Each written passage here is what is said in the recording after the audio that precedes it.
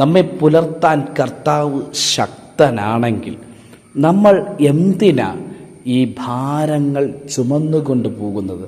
നമ്മുടെ മുഴുവൻ ഭാരവും ആ കർത്താവിങ്കിലേക്കൊന്ന് വെച്ചു കൊടുക്കാം.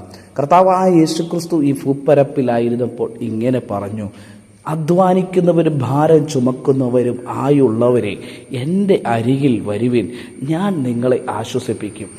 ആശ്വസിപ്പിക്കുന്നൊരു കർത്താവ് നമുക്ക് വേണ്ടി ജീവിക്കുന്നു എന്നുള്ള ഉറപ്പ് നമ്മിൽ ഭരിക്കുന്നെങ്കിൽ ഇന്ന് നമ്മെ വ്യാപരിക്കുന്ന എല്ലാ ഭാരങ്ങളും, എല്ലാ ആശങ്കകളും, എല്ലാ തരത്തിലുള്ള നിരാശകളും ആകുല ചിന്തകളും എല്ലാം വിട്ടിട്ട് അവ മുഴുവൻ കർത്താവിങ്കൽ അർപ്പിച്ചിട്ട് നമുക്കൊന്ന് ഫ്രീ ആകാം. ആ കർത്താവ് പറയുക, ഞാൻ നിന്നെ പുലർത്താമെന്ന്. എന്നെ കേൾക്കുന്ന സ്നേഹിത, എന്നെ കേൾക്കുന്ന സഹോദര സഹോദരി, എന്നെ കേൾക്കുന്ന പ്രിയമുള്ളവരെ, കർത്താവ് പുലർത്താം ശക്തനാകട്ടോ.